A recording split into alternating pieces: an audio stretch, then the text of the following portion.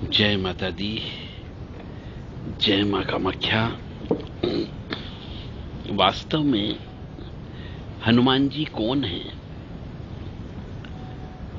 बहुत से मनुष्यों को हनुमान जी के रहस्य के बारे में पूरी जानकारी नहीं है।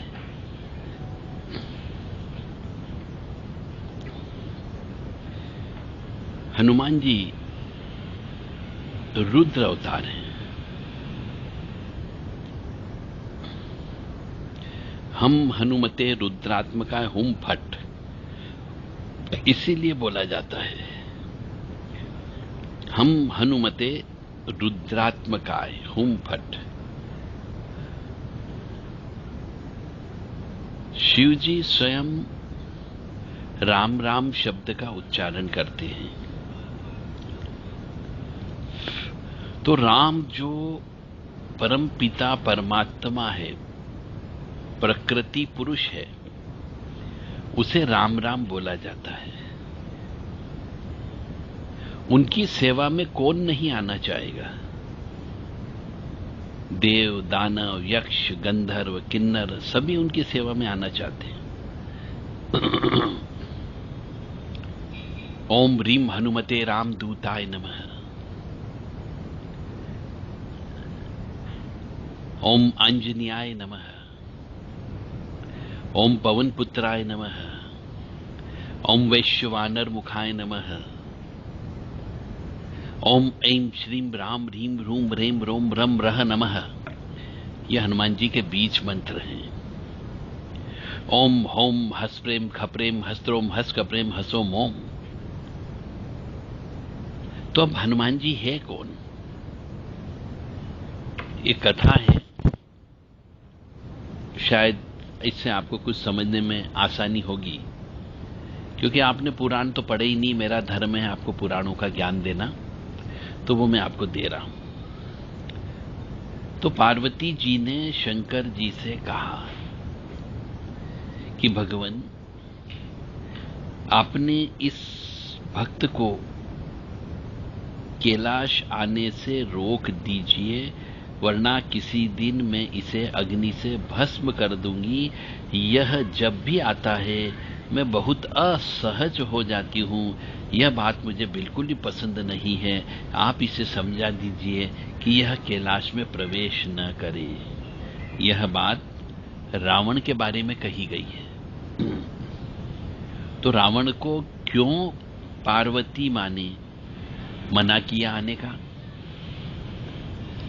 शिव जी जानते थे कि पार्वती सिर्फ उनके वरदान की मर्यादा रखने के लिए रावण को कुछ नहीं कहती है, अन्यथा वो उसको भस्म कर देती है। वह चुपचाप उठकर बाहर आकर देखते हैं रावण नंदी को परेशान कर रहा है। तो शिव जी को देखते ही वह हाथ जोड़कर प्रणाम करता है और बोलता है, प्रणाम महादेव। तो रावण से शिव जी कहते हैं, आओ दशानन, कैसे आना हुआ? तो मैं तो बस आपके दर्शन करने के लिए आ गया था महादेव। तो आखिर महादेव ने उसे समझाना शुरू किया कि देखो रावण, तुम्हारा कैलाश पर्वत पर आना पार्वती जी को बिल्कुल भी पसंद नहीं है, इसलिए तुम यहां मत आया करो। तो महादेव जी के, यह आप क्या कह रहे हैं? आप ही ने तो मुझे किसी भी समय आपके दर्शन के लिए आने के लिए कैलाश पर्वत पर आने का वरदान दे रखा है, और आप ही अपने वरदान को वापस ले रहे हैं। तो ऐसी बात नहीं है, लेकिन तुम्हारे क्रियाकलापों से पार्वती जी परेशान रहती है, और किसी दिन उसने तुम्हें श्राप दे दिया तो मैं भी कुछ नहीं कर पाऊंगा। इसलिए बेहतर यही है कि तुम यहां पर मत आया करो। तो फिर आपका वरदान मिथ्या हो गया महादेव।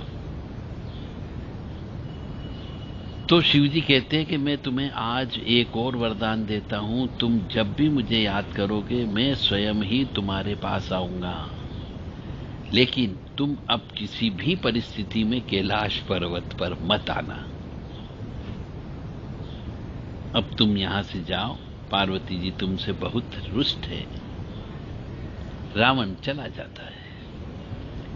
समय का चक्र पर बदलता है।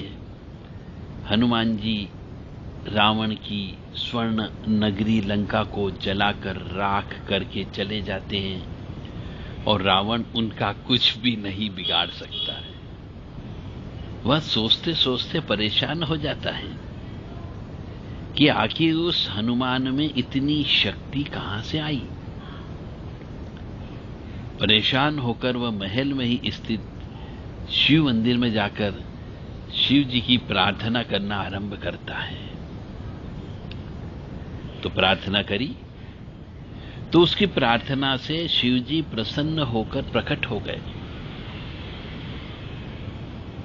और जब प्रकट हो गए तो रावण शिव जी के चरणों में गिर गया। शिव जी ने पूछा, कहो दशानन कैसे याद किया? तो रावण कहता है कि हे परमात्मा महादेव, आप तो अंतर्यामी हैं, सब कुछ जानते हैं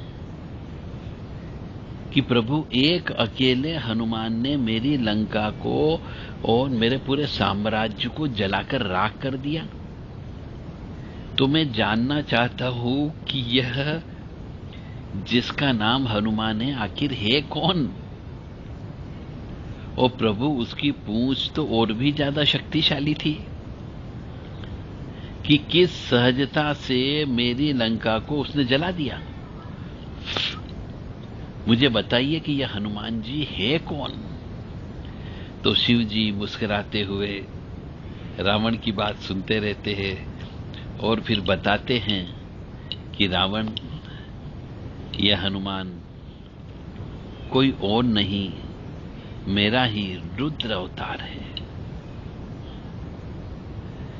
विष्णु ने जब यह निश्चय किया कि वे पृथ्वी पर आकर अवतार लेंगे और माता लक्ष्मी भी साथ ही उनकी अवतरित होगी, तो मेरी भी इच्छा हुई कि मैं भी उनकी लीला में साक्षी बनूं। और जब मैंने अपना यह निश्चय पार्वती को बताया तो वह भी हटकर बैठी कि मैं भी साथ में रहूंगी। लेकिन यह समझ नहीं आया कि उस लीला में किस तरह की भागीदारी बनाई जाए।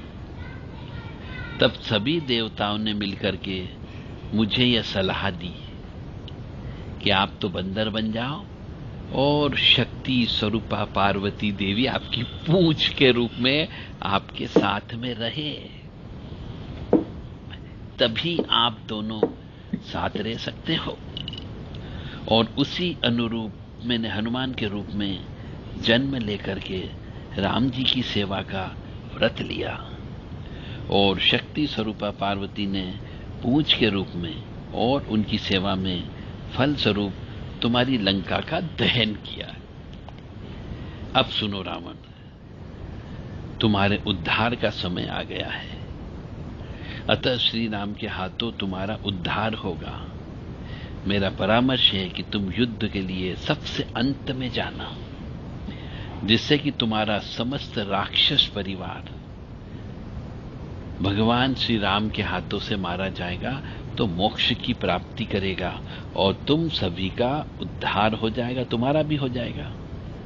रावण को सारी परिस्थिति का ज्ञान होता है और उस अनुरूप वह युद्ध की तैयारी करता है और अपने पूरे परिवार को राम जी के समक्ष युद्ध के लिए पहले भेजता है और सबसे अंत में स्वयं मोक्ष को प्राप्त होता है। बोल सियापति रामचंद्र भगवान की जय। तो यह कथा आज आप सभी भक्तगणों ने सुनी।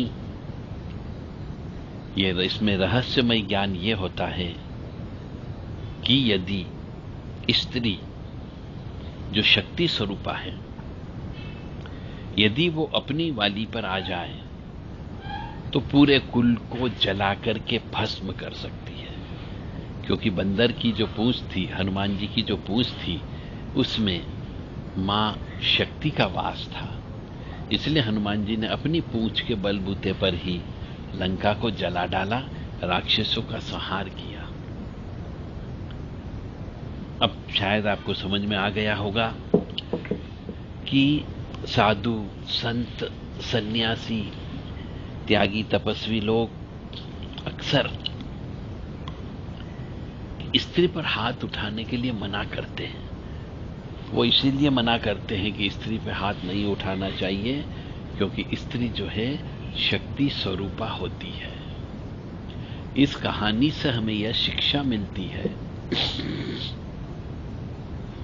कि स्त्री जो शक्ति स्वरूपा है उसको पूजा जाता है।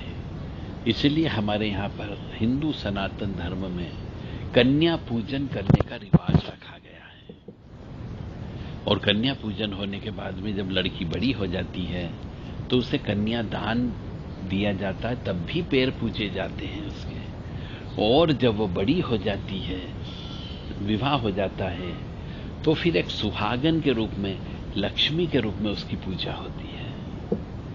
तो हमारे यहाँ हिंदू सनातन धर्म में स्त्रियों को बहुत ऊंचा सम्मान दिया गया है। वो इसीलिए ही दिया गया है कि आपके यहाँ पर महाकाली, महालक्ष्मी, महासरस्वती का वास रहे और आपके घर में सुख, समृद्धि, शांति रहे। तो जो मनुष्य या जो परिवार या जो पुरुष स्त्री पर हाथ उठाता हो, उसके घर में लक्ष्मी जी की कृपा नहीं होती है। और साथ ही साथ में ऐसे मनुष्य के ऊपर ईश्वर की दया दृष्टि भी नहीं होती है। तो आप सभी से मेरी प्रार्थना है कि घर के अंदर चाहे बहन हो, चाहे बेटी हो, चाहे माँ हो, पत्नी हो, मौसी हो, भूआ हो, सबके साथ में प्रेम पूर्वक व्यवहार करें, मान सम्मान पूर्वक व्यवहार करें, ताकि आपके घर में सुख समृद्धि बनी रहे।